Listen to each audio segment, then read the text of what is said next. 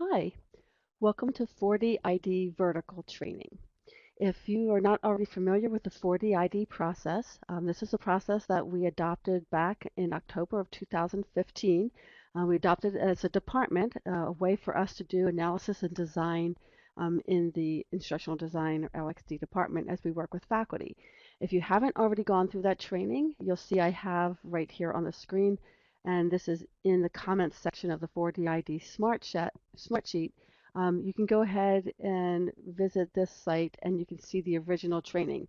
It goes through the entire process, why we're doing what we're doing, and it also goes through how to use a Smartsheet. So I'm starting this training with the understanding that you already understand the process, what 4DID is all about, but I'm going to review it a little bit in case you're a little bit rusty on it. I don't want you to have to go through that entire training. But basically, how you should have been doing 4DID all along since 2015 is by using this Smartsheet. This Smartsheet is set up to take faculty horizontally through a bunch of questions, trying to help them to do a backwards design in working through their course plan. So just as a quick review, we have a weekly topic and summary. Let's see if you open a week. You can actually just put the information right in here. We ask faculty 4 questions. The first is, what do I want students to be able to do? I'm going to scroll over a little bit. The second question is, how will I know they can do it? Question number 3 is, what do I, as the instructor, need to provide to help them do it? And that is to help them do well on the assessments. And then question 4 is, what's the best way for me to provide it? So this was meant to take them through backwards design. So you're asking, what do I want students to be able to do? And for each of these rows, there is a drop-down box with the most popular Bloom's taxonomy verbs that they would just choose from a verb. Um, so then they actually write out um, their entire objective. So after completing this lesson, you should be able to, and they're going to use this verb, defend, and then write out the rest of the objective. And then they're going to just work their way across, not up and down. They're going to ask themselves a question, how will I know they can do it? How will I know that someone is able to defend whatever I wrote out as this objective? And then again, I have a drop-down list of some different types of assessments. You'll notice on here that tests and quizzes are part of that, but that's not the only way to assess. So we give them a lot of different options to choose from. And here's where we would write down all of the particulars, the details about that assessment. And this would be a lot of the information that you would copy and paste over into the LMS.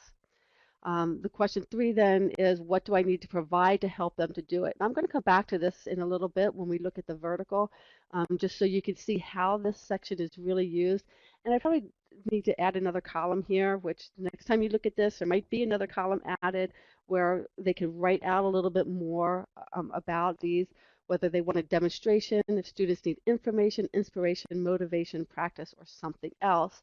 And then the question is, what's the best way for me to provide that? And it could be everything from a lecture to a live presentation, a textbook reading, some other kind of reading, ILOs, depending on what was chosen under question number 3. And then there's a place to write all of those details. Now, what we found out was happening, the program managers were looking through some of the smart sheets that the instructional designers or LXDs have been filling out. And we noticed a couple things that caused alarm. First of all, that it was not being used correctly.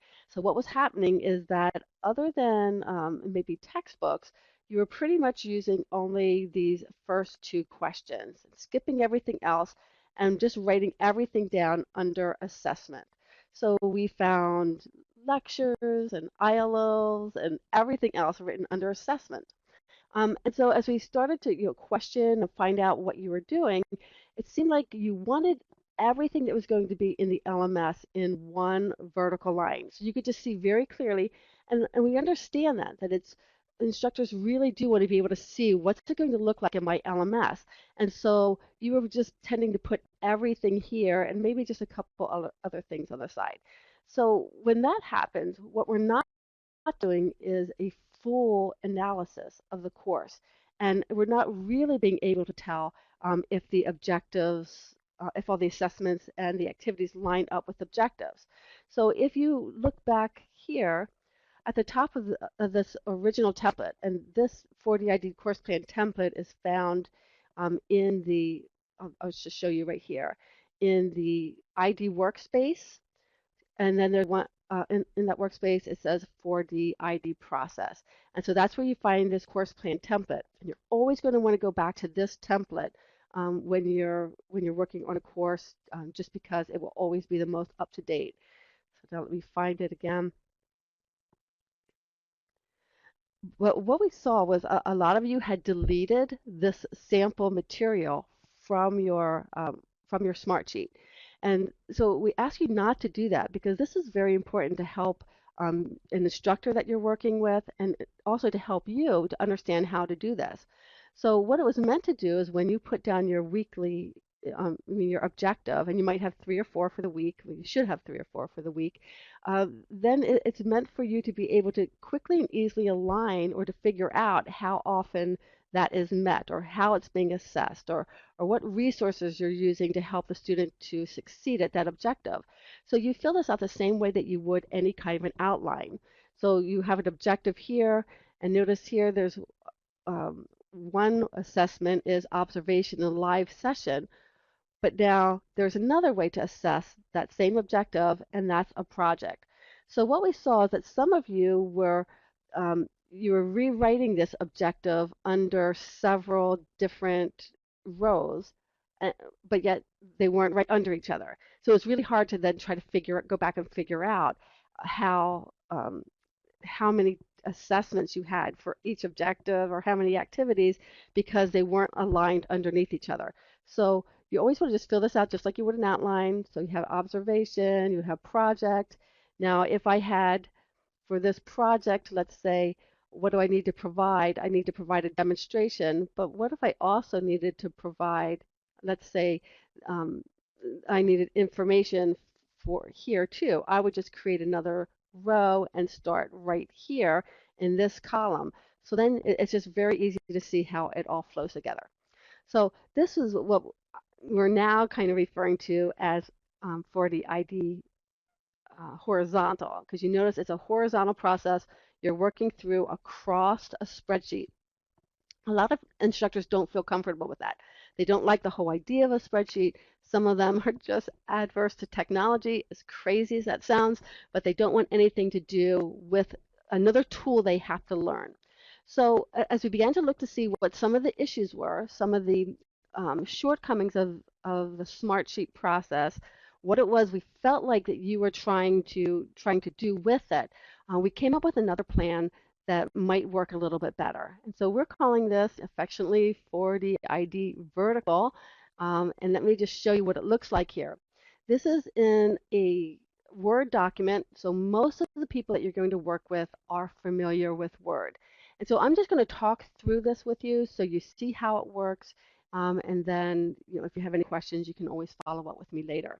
So in this document, we start out with some just basic information. This information is also, there's a place to put this in the 4DID course plan smart sheet. But here it's just right at the beginning. You put the course plan is for, put the course number and name, what the school is, developing faculty, and what do we do is we put instructions. Any place you see blue text, these are just instructions. You can delete that later, but it's just to help you to know how to fill this out. You want to make sure that you get credentials because that's something you're always going to need any place in the course where the instructor's name is found, or you're going to need it on media. So make sure you get that right up front.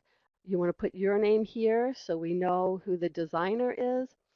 The course launch date, so that date you had that first launch call for the course so you know when it started. If there is a video shoot date, make sure that you place that here. And then I had forgotten to add this before. I'm kind of ashamed of that, but I just added it this morning, and that is a go live term. We want to know when's this supposed to go live. So is this for fall 1, 2017, or is it for summer 2, 2018? Just make sure to write down what the term date is. If it's still to be determined, just put TBD, but you'll want to make sure you update that as you go along. So I told you I have some instructions in here. I want you to know that these instructions are for you and developing faculty. This is not something that you just take and send to the developing faculty member and say, tell them that you need them to fill all of this out and get back to you. That's not the purpose of this document. So I have that written right here so everybody clearly understands what this is for and who owns it. So notice it says this document is a tool to be used during the analysis and design phase of course creation. We use a backwards design method known as 4DID, a four-dimensional instructional design process. That's where 4DID comes from. This is primarily an internal tool for identifying gaps and opportunities for improvements in the course plan. Faculty should walk through this process with their assigned learning experience designer, but it is the LXD's responsibility to complete this document. Careful analysis and design will make this course the best possible experience for students. So I want you to understand, like right from the beginning, that as instructional designers or as learning experience designers, you own this process. You are completely in control of doing the analysis. That's your job. That's why we hire you, is so that you can help identify where there are gaps, where an instructor might have an objective, but it's not even being assessed. And asking them, is this really what you want to do? Is this really the best option for students? Is this the best learning experience? That's what you bring to the table as professionals in the instructional design field. So you own this process. Now, the hope is that as you begin working through this with the faculty, you're also training them, that you're teaching them some of the ins and outs of instructional design. So once you work through a week or maybe 2 weeks in this document, that they're going to probably say to you, I think I'd like to handle that on my own. I think I can do this. And that's just great. Then let them work together with them until they get the hang of it. But this is a document that you can use so you can make sure that proper analysis is being done. So you own it. This is your job. Work with the faculty. It's something you do together. So I envision when you're working with a faculty member that you're going to have this document up on the screen and you're going to talk through it just like I'm talking through it with you. That you're going to talk through it, show them, teach them, work on it together, and then do some work on it separately. So I've added some places for you to include information, and this is part of that conversation you're going to have with the instructor. So you might have this right up on your screen, and you're going to say, who is a target audience? And it might be that they don't even know who the target audience. This is something that you include on a vision board. I think that you're supplying now to the Scrum teams before they get started on any media development. But you're going to want to find out that information. And it's okay if they say, well, I'm not really sure, but this is a third course they will have taken in this track, so I'm pretty sure they all are familiar with the material. Or maybe the instructor will say, well, I know this is the first course in a track, so I'm expecting I could have students that know practically nothing. And that's a good thing just to jot down so that you can come back to it. So let's say you're 3 or 4 weeks into it and there's a concept that the instructor really wants to lecture on and it's a favorite topic of theirs, but you might need to go back and look at that target audience and tell them, look, way back here we defined our target audience. These students just do not know enough about the subject for you to bring this in. And I know it's a real tightrope that you walk sometimes of trying to give suggestions and not being content experts, but this will help you as you begin to define some of these things together, you and the faculty member. And then you're going to want to talk through some course decisions. If you remember back to the 4DID process, it begins not with that 4DID smart sheet, but it begins with a smart sheet that's called the 4DID decision tree. And I've basically tried to replicate that decision tree here of showing them what the different types of learning are. So like we have learner-centered versus content-centered. We're going to look at these two columns side by side to see that there are differences here, but what is it really that you're trying to do in your course? And it might be that they really want their course to be content-centered. Maybe it's a course that you're designing for certification, and there are very specific things that they have to know in order to pass some big national test at the end of this of this course. And so then it's going to want to be very content centered. And so you're going to go through, and I think I had originally written down here, it says keep the columns and or text that best describe the experience you want for your students. But then I added or highlight the components that you want to emphasize. So maybe you're just going to go through here and you're going to want to highlight that this is something I want to make sure is in my course. I want there to be rigid organization based on content as opposed to student needs, because this is for certification and they have to pass a test. So I don't care what they need. This is what they need to know. But you're going to just go through and highlight what you think students need. So you're going to look at learner-centered versus content-centered, andragogy versus pedagogy, project-based versus test-based versus research-based. How do you want this course to look and feel? How do you want it to be put together? The advantage of doing this is that as you're working through different elements of the course, down in week 3, 4, 5, 6, 7, when something comes up and you're not sure that it's the right thing to do, you can always bring your faculty member back to this section and say, we had decided we were going to be learner-centered and not content-centered. And so what you're doing feels a little content-centered to me. So how can we better address the needs of the learner? So this is a way for you to keep in check and say, look, we made these decisions, and deciding is that first D of the 4D ID process. We made these decisions. So let's go back to those decisions and make sure that we are staying true to those and staying in line with what we've already looked at. And I do like to keep all of the stuff here. I had originally wanted you to just delete the parts you weren't using. But maybe as you're working along, you originally decide you want a very test-based course. You were just going to have a midterm, final exam, didn't care about anything else. But, as you get around week 4, maybe an idea comes to mind about being project-based. And the instructor starts to think, maybe we should do a project instead of doing tests.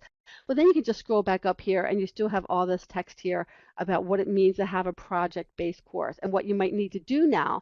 You might need to go back and start working on rubrics or putting notes in every week so that students know that they do a little piece at a time. So they do, step 1 in week 3, step 2 in week 4. So by the time they get to the end, they have finished the project instead of all of a sudden once they get to week 7 or 8, having to start a project from scratch.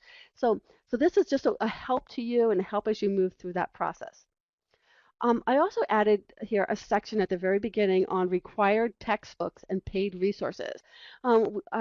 In interviewing some of the instructional designers, I found that there was an instructional designer whose developing faculty was giving them links to resources to put in the course, and the resource was a paid resource. So it took students to a journal article, and they had to pay for the journal article. Now, this is part of you might not understand about how we work as a company, is that we have students purchase all of their materials at the very beginning of the course.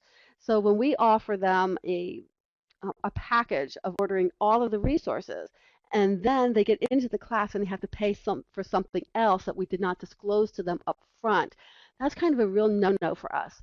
So we want to make sure that we get from faculty everything about what textbooks they're using that are going to be required, if there are any articles that need to be purchased. So sometimes they just have a bunch of articles that they want to include, but we can actually put together a course pack. We use Xanadu, we use Harvard Business, but places where we can put together a course pack where everything will be in one place for them. They can view it electronically or in a paper format. Excuse me. Or sometimes there's websites or other kinds of memberships that they need to purchase. We have to have all of that information up front, so that is all disclosed to the student. And how would you feel if you took a course, you paid quite a bit of money to take it, and then you get in and you find out you have to pay more money? We just don't want that kind of experience for students. So this is something that you'll need to talk to your program managers about. They need this information right away. We order textbooks and put together the other materials months and months in advance. So you want to make sure that within 2 weeks of that course launch that you get all of this information to your program managers. And they have a variety of ways of collecting that. They might have you fill out a smart sheet, or they might have you just go ahead and send this chart to them. But in any case, make sure you're in close contact with your program manager. Now, the information I have below here is basically exactly what you would see in the Bisk LMS.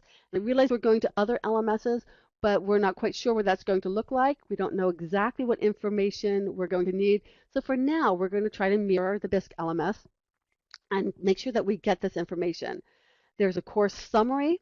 This is a very short paragraph that you will work together with your faculty member, explaining the overall purpose of the course. The course description is a description that usually comes from our marketing team or comes from the school's catalog. So you'll want to get with them and make sure that you get this information, and your program manager can help you find that as well. And then you're going to want to work on course objectives. It's really important to have the overall course objectives down firm first. Now, for some schools, this will come to you from the school. So the instructor will come to you with these objectives, and those are not things that you can change. Those are decided by some kind of a curriculum committee somewhere. They're set in stone, and make sure that this course kind of works together with all of the other courses in a track. So you're going to want to make sure that you clarify that. And I know for some programs like NEC, those course objectives are wholly determined by the faculty. Sometimes for MSU, that's also the case, but you're going to want to make sure that you determine that and make sure you know what you want students to be able to do after they complete the course. How will they be different? And I have a verb list and a help list available here, and I'll show you those as we move further because they're listed also in every single week, just to help you get started. You want to also write down how many credits this is worth. Is it a 3-credit course, a 2-credit course, 4 credits? If there are any prerequisites, we want to make sure those are here because we will want to put that into the LMS. This is a section that is new that we've added that I think will help you to capture information from your faculty member. You notice here I said jot down initial notes about the structure of the course year. For example, if the faculty member knows he or she wants a discussion board each week, write it in the activities column. Which weeks will have tests. It would be better to work through the weekly content questions first, and we're going to come to that. But if the person has strong ideas about structure, make your notes now and modify this chart later. There are a lot of times when they'll tell you, I don't know what else I want in the course, but I want a midterm in week 4 and a final exam in week 5. Jot it down here. And this is a place just to write anything down that you can, any ideas that they have. So it gets it off their chest so they're not worrying about not having captured that. And it's also something you can come back to, which will be very important later, as we'll see. You want to jot down those course objectives. If the faculty member knows which of those course objectives they want to cover each week, write them down here. The topics will be determined by those course objectives, but maybe they come to you and they know what topics they want to teach every week, and then you're going to have to do a little finagling to figure out which course objectives align with those topics. The lesson objectives, as you work on those every week, come back to this little chart and fill them in here. And I'll show you an example of this in just a little bit so you can see how I worked through this with a course I was designing just last weekend. I also have a place here for the grading scale, and I just showed you some just very brief ideas of how this goes in. You just delete all of that material in there and just start over. And this isn't something you'll have right away. You're going to come back to this. So as you come back to it, start filling it in and just making sure that this aligns with what you put down for the rest of the course. Now, I included this graphic in here. Now, after you've met with the faculty once or twice and gone through this, you're going to want to delete this graphic. But it's here to help you as you're explaining our process. So this is the goal, and this is really what the 4DID process was all about. It was a time that we'd come together with faculty and make some decisions about the course. We're going to talk a little bit about the scope, the course objectives, that focus, whether it's more pedagogy versus andragogy and those kinds of things. That focus, you might even talk about an assessment strategy, whether it's test-based or project-based or research-based, and then some of the delivery options. So, so once you make those decisions, now we go through this constant repetition of cycles of designing, develop, and delivering, right? So the way that this was made or originally intended is that you would meet together with a faculty member and you would talk through week one. And this is once you've done some other thinking about how the whole course is put together, you would work on week one content. And so that subject matter expert would give you that week, they would give you any video scripts or audio scripts. They would write up the assessments. They would determine all the parameters for all of their assignments. And you would talk through that with them, and they would give you that week whatever you needed. And that week, you would transfer all of that information into the LMS. So the next time that you meet together with that faculty member, you would be showing them what this looks like in the LMS. Because the worst experience for a faculty member who has never worked in our LMS before, or whatever LMS you happen to be building in, is when they get to the end of the process and they see everything in the LMS and yet something isn't right, or they don't like it, or it seems like there's too much text or not enough text. For some reason, when they see it in the LMS, it all looks different to them. And they begin to think of it from the student perspective and the student experience. So we want to get into the LMS as soon as possible. So the idea was is that we would go through this loop that every time you met with them, this is in theory, remember, that you would work through another week of the content. So if something happens to you halfway through the design phase, say you're hospitalized or you find another job and you move on and someone has to pick up where you left off, they're not starting from scratch. Everything that you have captured from the faculty is already in the LMS and you have already been building it, and all someone has to do is finish up that process. So we're making sure that nothing is lost, that everything is communicated. This is an iterative process. This is what Agile is all about. This is what our goal is. And so I put this in here just because some faculty have never even thought of this. They've never done this. They can't even imagine working through 1 week of content at a time. And I'll show you in a couple minutes why it's important or why it's helpful to do that. But if we lay this out there to them at the beginning so that they can see this is our process, and if you're doing something else besides this, you're diverting from our normal processes, which will make your job a lot more difficult. I just thought we should put it out there so they can see it. This is the goal. And if they tell you right away, you know what, that will not work for me, I'm not doing it, then you can go ahead and delete this. And I apologize that my screen is flickering a little bit every now and then. I have no idea why it's doing that, but I hope that's not too distracting to you. Anyway, now we get to the heart of it. This is what is going to, where I've taken what's in that smart sheet and trying to mirror it in a vertical process. So this is the weekly content. After you've decided on your weekly topics, we strongly encourage you to work through 1 week of content at a time to ensure a cohesive experience for students. So when they go through 1 week at a time, they're thinking, this is everything my student is going to see this week. They don't know what's coming next. They're just going to see this. So how can I make this the best experience for students? It says when you're satisfied with the weekly content, delete the columns on the right and left to save space. And I'm going to show you that in an example a little bit later. But for right now, I want to show you what a week looks like. And I'm just going to scroll down really quickly so you can see this is why I call it vertical. So everything that you used to see in that horizontal process of a smart sheet is now vertical. So I have week 1, week 2, everything's just repeated.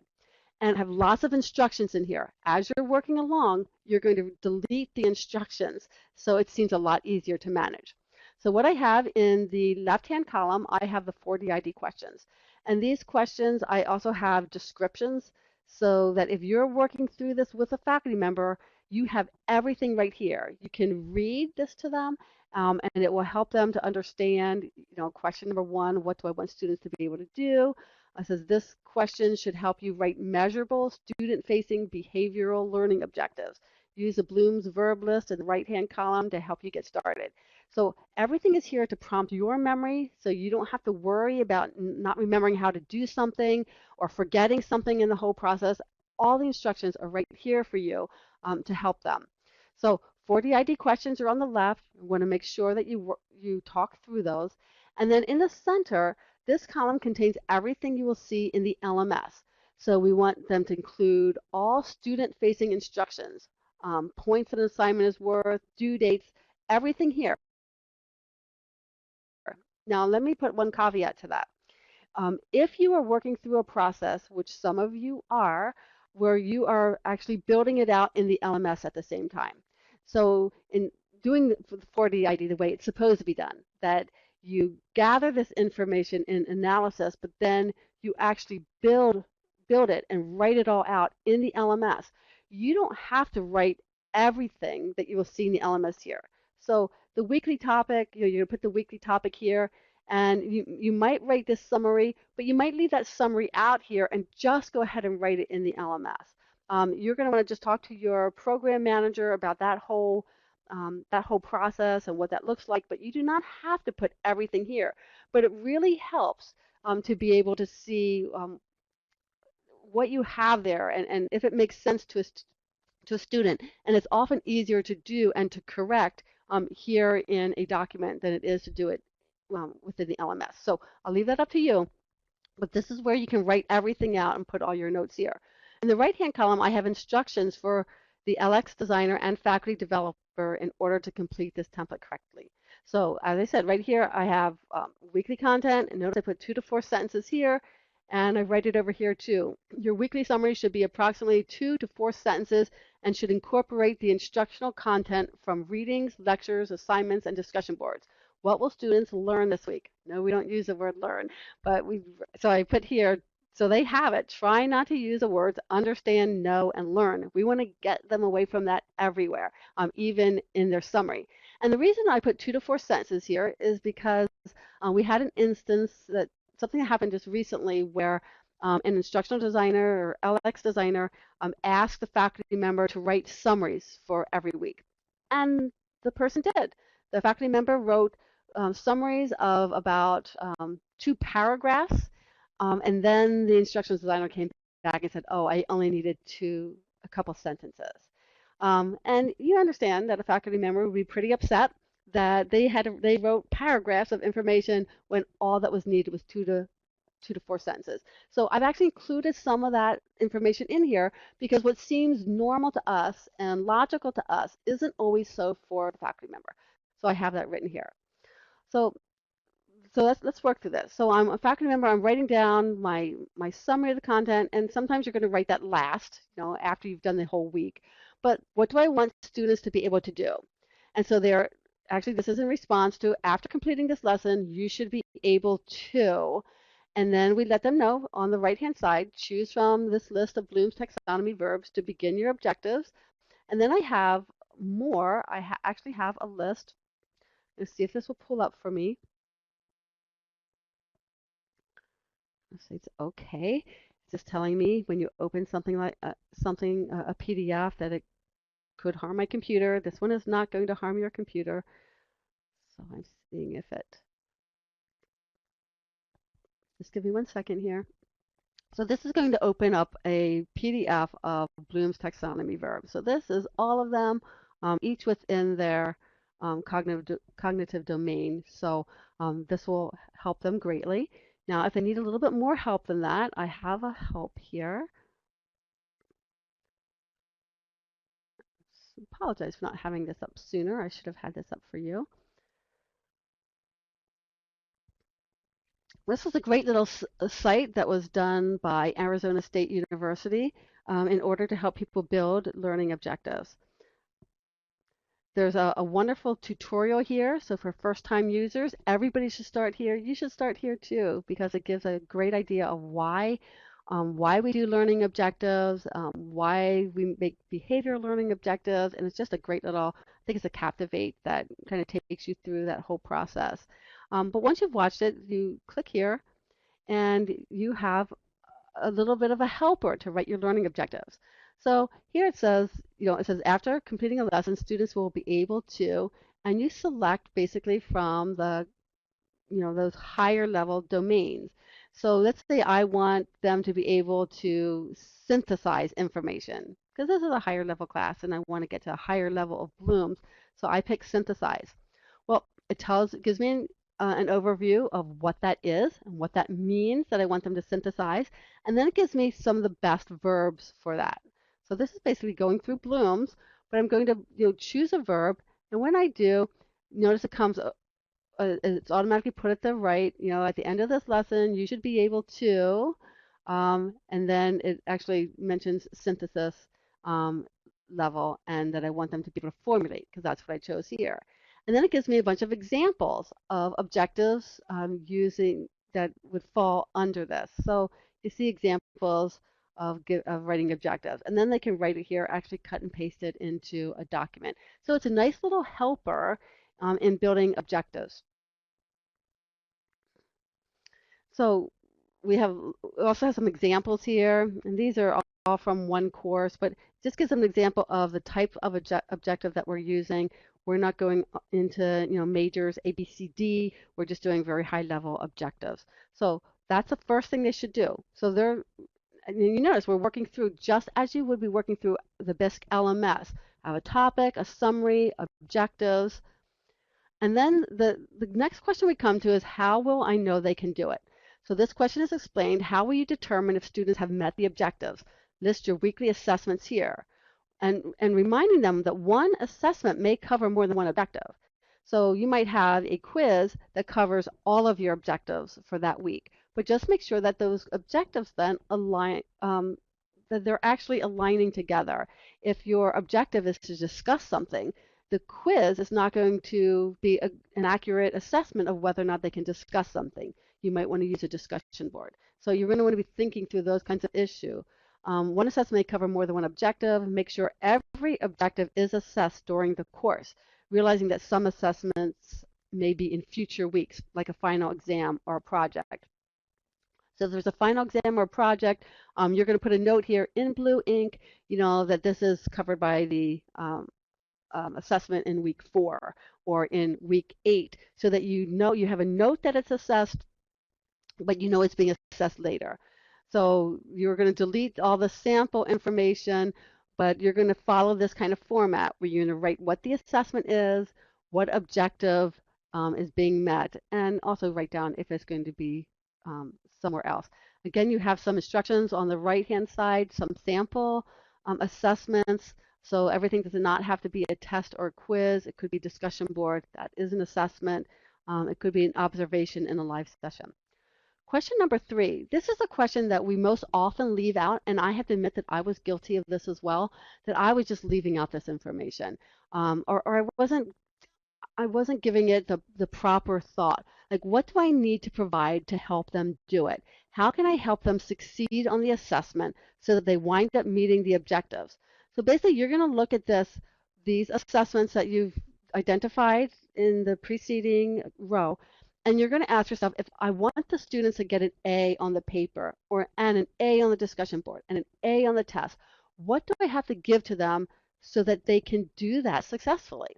So this is where, before you start saying, well, I just need to give them information or I need to give them a lecture, let's think through what they need before we figure out how they need it. So it might be a demonstration, information, inspiration, motivation, practice, something else.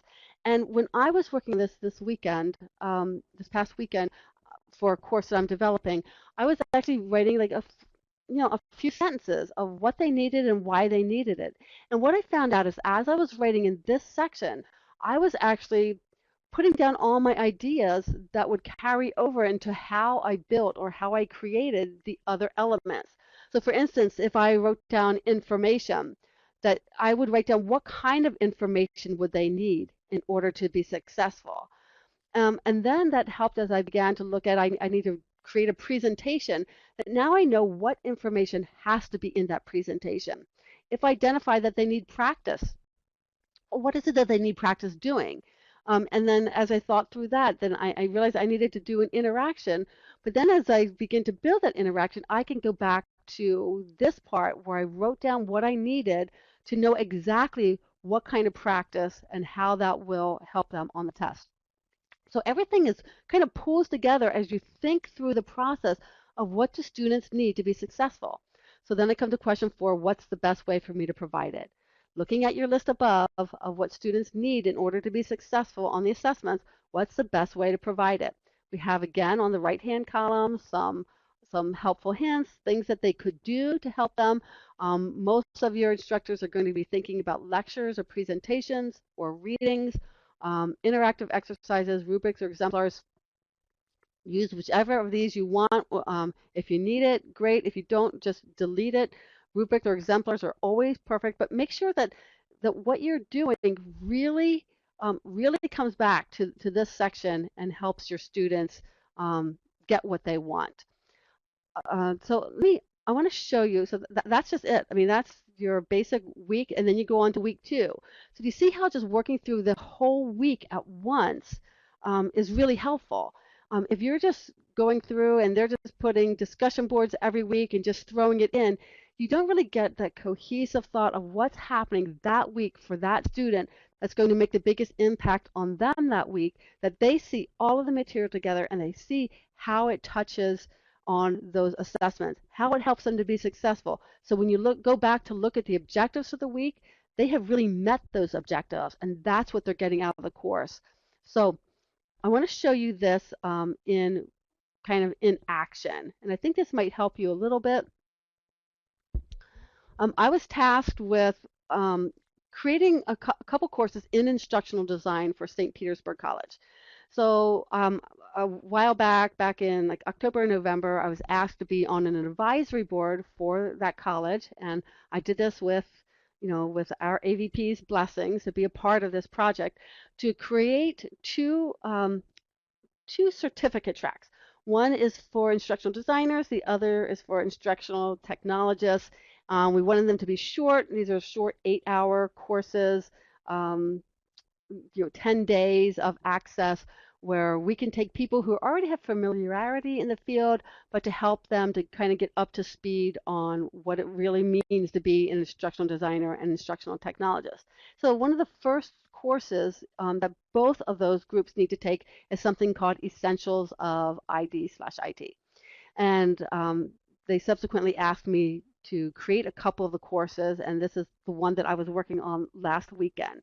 And so my original, when I first sat down to work on it, I'm thinking just like every other faculty member thinks. I'm thinking, oh, what kind of resources do I need? What kind of articles do I want them to look at?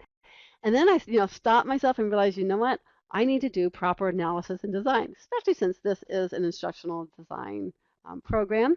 So took this 4D-ID vertical and they put it through the test. So I actually made a lot of changes to that document based on what I went through. Now, I also want to make sure that you understand that when the program managers decided that we needed to do a 4D-ID vertical, that we all looked at it together. I came up with like a really brief overview, trying to put something together. They all gave their input. And then I met with 6 different instructional designers over a week's period, and they all looked at it. They gave their feedback, and they had a lot of feedback and a lot of great ideas. In fact, every single one of the ideas that was shared with me was incorporated into that 4D-ID vertical smart sheet. So this is a living document. I want you to know that it can be changed as you're working with it, as you find things that will work better, things that don't make sense to faculty. We want to improve that. So always send those to me. I'll keep that 4D-ID template. It's in the on the F drive under ID templates and tools under 4D-ID. I will always keep the template there, and that will always be updated. So always take from there and make sure that you send me any updates that you have. But as I was working through this, of course I started adding some of this preliminary information, and I have a whole section I had to add, of course, due dates, and you might need to add this too. If you're working under an SOW process, you might want to just put some main due dates there so that you know when things have to be delivered. And you'll see here on mine, this is here just for you to see the process. There due dates that the college gave me, and then I had requested due dates, which were a little earlier than some of theirs. So I changed that a little bit and sent that back for approval. Again, I put down my target audience, a course description that they can use in a catalog. I sat down and worked through my course objectives. And I'll tell you, this is not an easy thing to do. After completing this course, what do I want the people who take my course to be able to do? And that was really challenging. But when I got finished, I could look at my objectives and say, am I covering all of the essentials of IDIT? Is this really what I want people to be able to do? And I came back, once I could come back with a yes, that I would feel good if all my students could do these things, then I knew I was ready to move on. So um, the way mine just happened to work out, the way I think is that all of my objectives now line up. This is a 10-day course. I could put one objective for each day. And then this is this course overview chart. Um, I added the course objectives here, and then I added the lesson objectives. Of course, not right away. It's as I went through each week of content and really thought through everything, tweaked things, I came back and I added the lesson objectives here. And it was very helpful to add them as I was working through them and tweak them, just because I could see very clearly in a chart, how everything was lining up. And then as I finished working on my assessments and activities, I actually put them here, just very high level, just so I'd have a list of what was happening each day. And again, if you were doing this, it would be weeks, but this is days. What I also did is I actually, because this is so easy to do here and it's easy to see in a chart method, and I do like going horizontal, is that I actually put lots of notes in here. So I put notes, I put links, and then I transferred it down to, the full daily content later. And then I just cleaned it all up as I went along. So I'm not going to lie to you, there's a lot of back and forth scrolling that took place when I was doing this. So I worked through that, and then I came up with my grading scale. And you notice that like I all of the areas where in the 4DID template where um, there were instructions. I've removed all of those instructions, so this looks fairly clean. And you notice when I got to the weekly content, because this is where I am in this process, I haven't totally finished everything. I'm still in the approval process for this content. I just took that right-hand column and I deleted it, and then I extended the column, the middle column, all the way to the right. This way I can see just more of my information, but I still have this 4DID questions there to remind me what it is I'm doing. So here's my weekly topic and my summary. And here, this is the first one in a whole track. So I have a little bit more information. And as I worked through the process, I started adding to this section and I wrote out exactly what I wanted to say. So that way, when people, it just helps me in my process to think, what do I need to say to students? How do I need to say it? And then what do I need to incorporate? So I came back to this often and kept kind of rewriting and adding information. And I'll talk about this in a little bit. I'm trying to inspire them by what I write, and I just told them that you're part of a revolution, and if you need a little inspiration to get started, watch this 20-minute TED Talk. And I have the link here. Now, I didn't identify that TED Talk until later, but I then came back to this section and added it here because I thought it would go best there. So I came to question number 1, and what I did is in blue, because this isn't going to be in the actual LMS. I'm building this in D2L, so I don't think this is going to be there, but it may. But I put that course objective so that while I was working through this, I would just remember why I came up with these more enabling objectives here. So I came up with my objectives, and I want to talk through it with you. So my enabling objectives this week are to differentiate between behaviorism, cognitivism, constructivism, and social learning, discuss how you learn best and why, determine how learner-centered and content-centered design influence one's approach to the instructional design process, and then explain the differences between pedagogy and andragogy and the ramifications of these principles on instructional design. So I want you to notice those 4 objectives should help my learner to then discuss basic learning theories and instructional design principles. So I had to figure out what does that mean for them to do that, and what are the things they have to get out of this day, this day's activities, in order to be able to do that. So I want to show you that whole thought process and how it all works together. So then I have how do I know they can do it? And again, I have here these assessments are going to move to the end in the LMS, but I have to know how will I know that they can do these 4 objectives. First is by a discussion board. That's going to assess objective 1 and 2, differentiate between behaviorism, cognitivism, constructivism, and social learning, and discuss how you learn best and why. So that's going to be in this discussion board. So notice what I have here. Behaviorism, cognitivism, constructivism, or social learning. Which way do you learn best? Why do you think you learn this way? And I have a whole bunch of questions here just to get them thinking about that. I have information I'm going to include that these questions are meant to make you think about the topic. You don't have to answer every question individually, because as I started thinking about it, I thought, wow, someone could turn this into an hour-long assignment, and that's not what I want. So I just gave some instructions, and then I told them to add their thoughts to the discussion board in a post of about 200 to 250 words. And I told them to refer to the discussion board rubric and exemplar. This is something I added later as I realized that I needed it. And you see I have some things highlighted in yellow. The yellow are the things that I still have to create. So I don't forget to go back and do this. I highlight it in yellow, and I know that that's something that I've got to make for this. I also have a link here to the RISE model for peer feedback, and I told them that replying to posts of peers, I'm using this model, it's recommended but not mandatory. I originally had it mandatory, and then as I start thinking through time, as I get through some of the other weeks and the amount of time students are spending, I realized that I just cannot make that mandatory. So I came back to this and changed it. So this is a nice living document. I'm working back and forth on it. I'm also going to assess this, whether or not students can do um, are successful at those objectives through the live session. And the live session is assessing objectives 3 and 4.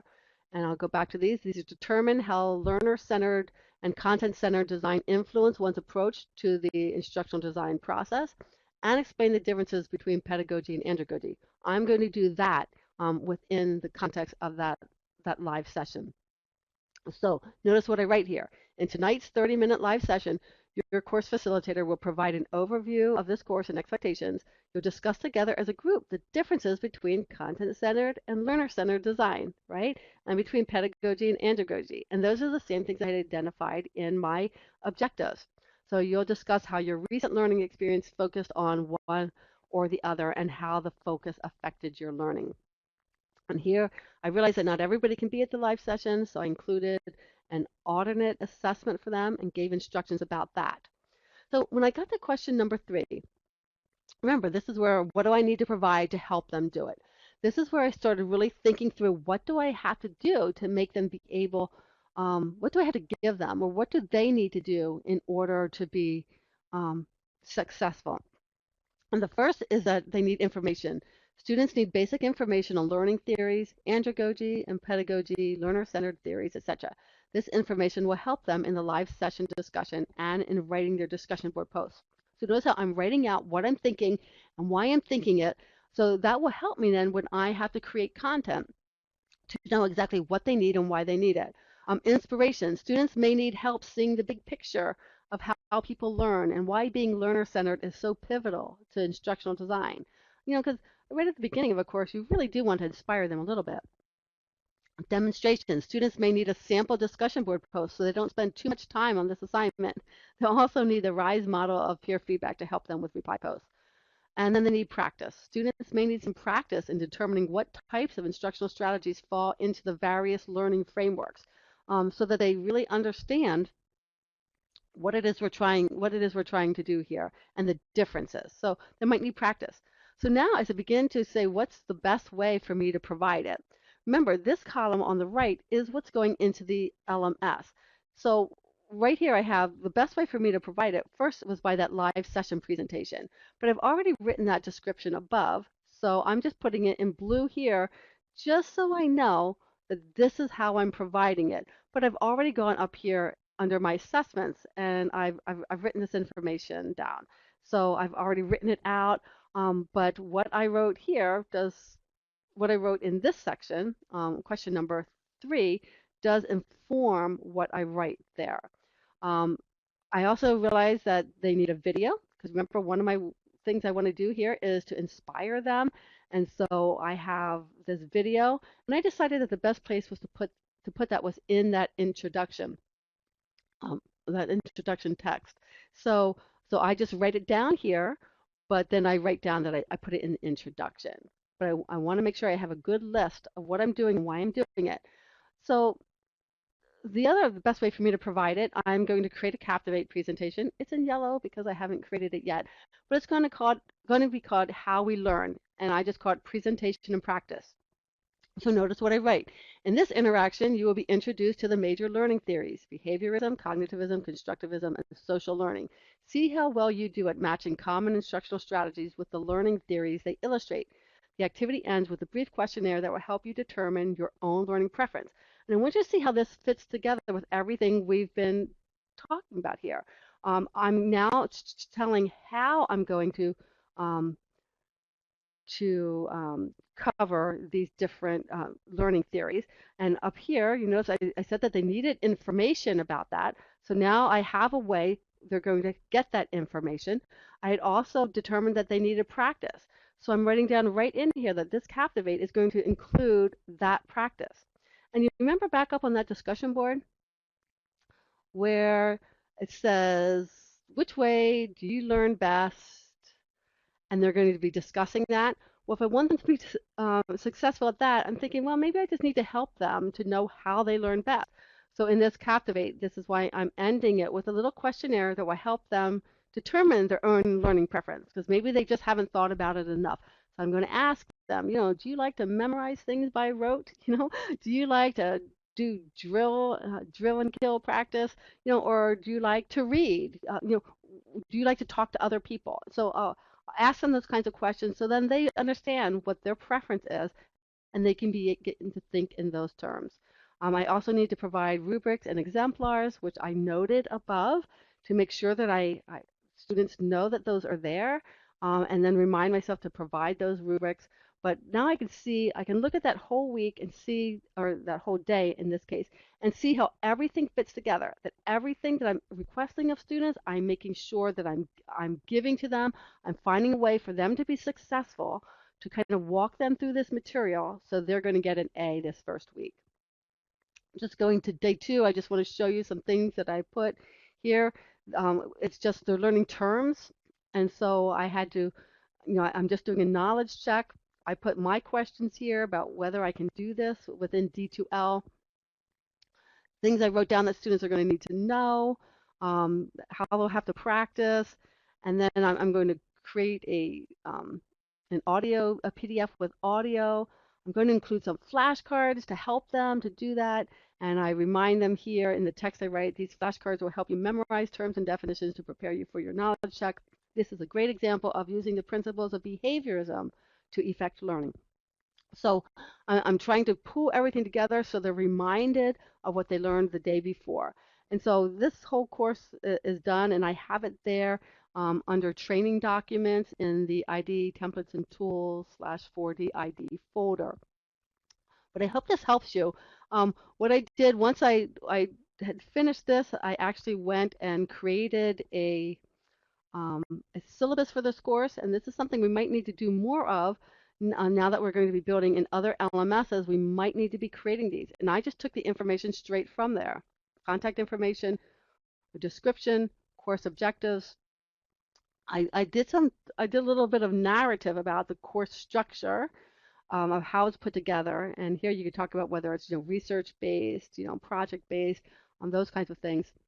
And then I put the grading rubric here, and then wrote some expectations, and some of this information is taken straight from the course plan about discussion boards, knowledge checks, the final project, a link about academic honesty, and then I included that whole schedule here so a student can look right through and see, this is a topic of day 1, these are my objectives, this is what you're going to, this is my course objective, This is the objectives that are going to help me meet that. And then these are the basic activities. So a student can look down and see when they have tests, when they have knowledge checks, when they're doing each step of their final project. Step 1 is day 5, step 2, step 3, step 4 on day 9, and then their final step, step 5, and day 10. So they can see how they're walking through that process very quickly and easily. So that is the 4DID vertical in a nutshell. Sorry this has been so long, but I hope that helps you. If you have any questions, talk to one of the program managers. If you have suggestions, please, please, please, please give us suggestions. We want to make this work for faculty, make it work for you. And just end with this because I don't think I've said it elsewhere. You can use either the Smartsheet or this document. So I'm not saying you have to move to this Word document. You are welcome to continue using the Smartsheet as much as you want. I've added this document there. I'm trying to add some other elements from this document there as well, so that will be a better experience for you. But you can use either one you want. Use what feels comfortable to you and to the faculty member. But just do something. We want to make sure that you're doing great instructional design, that you're using all of your skills and abilities to identify gaps, to identify when objectives and assessments and activities are not aligning, to make sure that you have a really solid course. So that's it. Thank you very much. Bye.